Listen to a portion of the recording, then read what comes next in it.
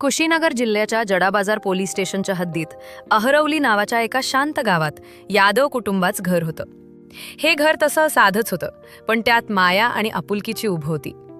घरात केशव यादव, त्यांची बायको शोभा देवी आणि त्यांचा एकुलता एक मुलगा अमर असं तिघांचं कुटुंब नांदत होतं. केशव 50च्या घरात असूनही अजूनही कमावणारे एका कंपनीत रात्रपाळीला वॉचमन म्हणून काम करायचे. त्यांच्या तुटपुंच्या कमाईवरच घराचा गाडा चालत होता.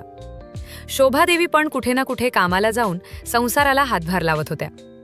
त्यांचं खाऊन पिऊन सुखी चाललेलं होतं. कोणतीही मोठी स्वप्न नव्हती, पण आहे त्यात समाधानी होते. पण आता त्यांच्या घराला एक सून हवी होती.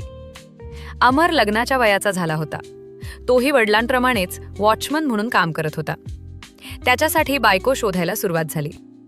पाहणारे ओळखीचे नातेवाईक यांच्याकडून स्थळ येऊ लागली. याच काळात एका मध्यस्थामार्फत राणीच स्थळ आलं. राणी नाव जरी साधं असलं तरी ती एखाद्या बाहुलीसारखीच सुंदर होती. तिचं रूप कसं एखाद्या बाहुबलीसारखं होतं. 4 चौघींमध्ये ती उठून दिसायची. तिच्या पहिल्या भेटीतच अमर तिच्यावर जीव ओवाळून टाकायला तयार झाला. त्याने लगेच आपल्या आईवडिलांना सांगितलं, मला हीच पोरगी बायको म्हणून हवी आहे. अमरच्या डोळ्यातलं प्रेम आणि ओढ पाहून त्याचे आईवडील पण खुश झाले. पण त्यापेक्षाही जास्त खुश झाले होते त्याचे वडील केशव. राणीला पाहिल्यापासूनच त्यांच्या मनात विचारांच काहूर वाजलं होतं. राणीसारखी भरलेली तरणीवान पोरगी त्यांनी आयुष्यात पाहिली नव्हती. दिवसभर डोळ्यांसमोर तिचंच रूप तरळत होतं. रात्री झोपल्यावरही तिच्या रूपात स्वप्न पडायचं. अखेर अमरच लग्न ठरलं आणि रीतिरिवाजाप्रमाणे विवाह सोहळा थाटामाटात पार पडला. राणी सून म्हणून त्या घरात आली आणि त्यांचा नवा संसार सुरू झाला. सुखाचा संसार आणि वासनेभूत सगळं सुरळीत चाललं होतं. अमर आणि राणीचा संसार सुखात सुरू झाला. राणी ही खूप खुश होती, कारण तिला फक्त नवराच नाही तर सासू आणि सासराही खूप जीव लावत होते. विशेषतः सासरा केशव. तो तिला तोंडातून जे काही पडेल ते लगेच आणून द्यायचा. तिची प्रत्येक छोटी मोठी इच्छा पूर्ण करण्याचा तो प्रयत्न करायचा. दिवसांमागून दिवस जात होते आणि लग्नाला 5-6 महिने झाले.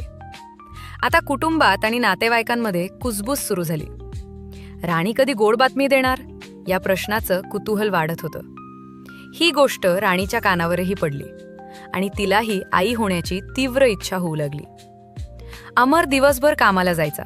रात्री घरी आल्यावर राणी सोबत असायचा. त्यांचं वैवाहिक जीवन उत्तम चाललं होतं, पण अजूनही पाळणा हल्ला नव्हता. दुसरीकडे केशवची रात्रपाळी असायची. तो रात्रभर जागून रखवाली करायचा आणि दिवसभर घरी असायचा.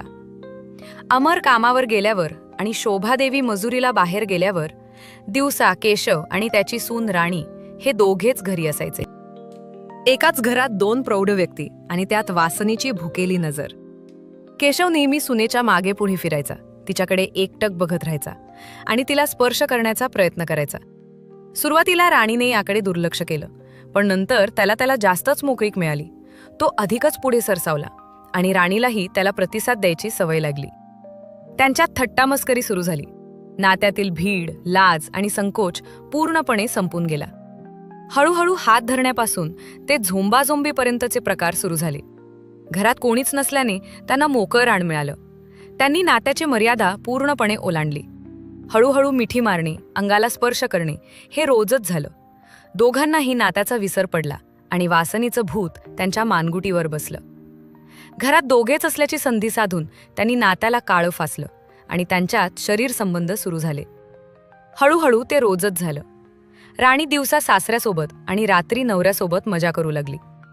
केशवने गुप्तपणे सुनेबत अनैतिक संबंध सुरू केले, पण याची कोणालाही कानोकान खबर लागू दिली नाही. पापाचा गरा भरतो आणि तो फुटतो, पण म्हणतात ना, पाप कितीही लपवलं तरी ते कधी ना कधी बाहेर येतच. 1.5-2 वर्ष त्यांचे संबंध निवांतपणे सुरू होते, पण 2 महिन्यांपूर्वी गोळ झाला. नेहमीप्रमाणे सकाळी केशव कामावरून घरी आला आणि अमर कामावर निघून गेला. शोभादेवी दुपारपर्यंत घरातली काम आटपून मजुरीसाठी बाहेर पडणार होती. सारे कामधाम आटपून आणि जेवण झाल्यावर केशव झोपण्यासाठी गेला. थोड्या वेळाने त्याने राणीला आपल्याकडे बोलावलं. ती लगेच त्याच्याकडे गेली. त्याने तिला मिठीत आवळून घेतलं आणि बेडवर झोपवलं. दोघांच्या सुरू झाल्या. दोघेही सरावलेले होते. कपड्याच भान त्यांना राहिलं नाही. ते शरीर संबंधाच्या सुखात पूर्णपणे रंगून गेले. इतक्यात शोभादेवी काहीतरी विसरल्याने घरी परत आल्या. घरात सुरू असलेला खेळ पाहून त्या हादरूनच गेल्या. त्यांचे डोळे विस्पारले. त्यांचा नवरा त्यांच्या सुनेसोबत संबंध ठेवत होता. क्षणभर त्यांना काहीच सुचेना, पण त्या लगेच सावरल्या आणि आपल्या नवऱ्याला चांगलेच बजावले. तोपर्यंत ते दोघे बाजूला झाले होते. या कारणामुळे केशव आणि शोभादेवीमध्ये वाद सुरू झाला. पण शोभादेवीने ही गोष्ट मुलाला अमरला सांगितली नाही.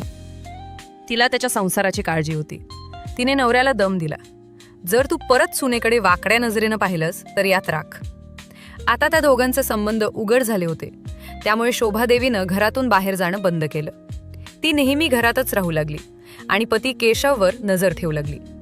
त्यामुळे केशवला राणीसोबत शरीर सुख घेणं शक्य होत नव्हतं. तीच अवस्था राणीची झाली होती. तिला दिवसा मिळणारे सुख बंद झाले होते, त्यामुळे तीही चलबिचल झाली होती. सासरा आणि सून यांना शोभादेवीचा राग येऊ लागला. ती घरात आहे तोवर आपल्याला काही सुख मिळणार नाही याची त्यांना खात्री पटली. पापाचा अंत यावर एकच उपाय होता, तो म्हणजे शोभादेवीचा अडसर कायमचा दूर करायचा. पण तिला कुठे पाठवायचं यावर त्या दोघांनी एक भयंकर योजना आखली. शोभादेवीचा काटा कायमचा काढण्याचा त्यांनी निर्णय घेतला. 4 जानेवारी 2025 रोजी दिवसभर केशव, त्याची पत्नी शोभादेवी आणि सून राणी हे घरात होते. राणी इकडे तिकडे करत होती. तिचा तरणाबांड देह केशवला खुणावत होता, पण त्याला त्या देहाचे सुख काही घेता येत नव्हते, कारण त्याची पत्नी शोभादेवी घरात ठाण मांडून बसली होती. तिकडे राणीलाही हे रंग उधळून घ्यायचे होते, पण सासूमुळे ती चुपचाप काम करत होती. त्या दोघांच्याही मनात राग खदखदत होता. या रागाचा उद्रेक झाला. त्या दोघांनी एकमेकांना डोळ्यांनी इशारा केला आणि एकदमच शोभादेवीवर हल्ला केला. चुलीतील जळाले लाकूड घेऊन सून राणी धावली, तर दारातील वीट घेऊन पती केशवने हल्ला केला. पेटलेल लाकूड आणि विटांचा मारावून त्यांनी शोभादेवीचा जीव घेतला. ती निश्चित पडल्यानंतर ते शांत झाले. आता त्यांच्या मार्गातील अडसर दूर झाला होता. या गुन्ह्यातून वाचण्यासाठी त्यांनी एक योजना आखली. शोभादेवीचा मृतदेह कोणाच्याही हाती लागणार नाही असा त्यांनी विचार केला. त्यांनी मृतदेह घराच्या दाराजवळील शौचाच्या टाकीत टाकला आणि टाकी बंद केली. मृतदेहच नसल्यामुळे तिचं काय झालं हे कोणालाच कळणार नव्हतं. सत्य बाहेर येतं. संध्याकाळी अमर घरी आला तेव्हा राणीने त्याला सांगितलं की कोणतरी माणूस दुचाकी घेऊन आला होता आणि सासूबाई त्याच्यासोबत कुठेतरी निघून गेले आहेत. हे ऐकून अमरला काहीच कळेना. रात्री उशिरापर्यंत तो आईची वाट बघत होता, पण ती परत आली नाही. रात्रभर तो तसाच थांबला. सकाळी त्याने पोलीस ठाणे गाठले आणि आई घरातून निघून गेल्याची तक्रार नोंदवली. ती कोणाच्या दुचाकीवरून गेली हे पोलीस राणीकडे वारंवार विचारू लागले. राणीला उत्तर देणं कठीण जाऊ लागलं. तो माणूस कसा दिसत होता? त्याचे कपडे कसे होते? गाडी कोणाची होती? गाडीचा रंग काय? गाडीचा नंबर काय? असे प्रश्नांवर प्रश्न विचारल्यावर राणी पूर्ण गोंधळून गेली. ती उत्तर देता देता वेटाकुटीला आली. केशवकडे चौकशी केल्यावर तोही गोंधळून गेला.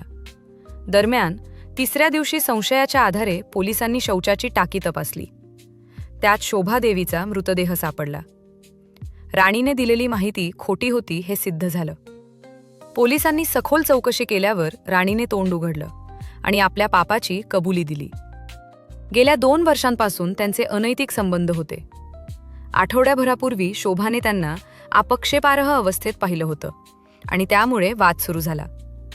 त्यानंतर सून आणि सासऱ्याने तिला संपवण्याचा कट रचला. 4 जानेवारी रोजी संध्याकाळी दोघांनी अर्ध्या जळालेल्या लाकडाने आणि विटांनी शोभाच्या शरीरावर वार करून तिची हत्या केली आणि मृतदेह शौचाच्या टाकीत लपवला.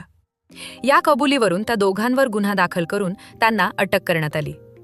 मित्रांनो, अशाच प्रकारच्या क्राईम स्टोरीज बघण्यासाठी आजच आपला चॅनल सबस्क्राईब करा आणि या घटनेबद्दल तुमचं काय मत आहे ते कमेंट्समध्ये नक्की कळवा. धन्यवाद.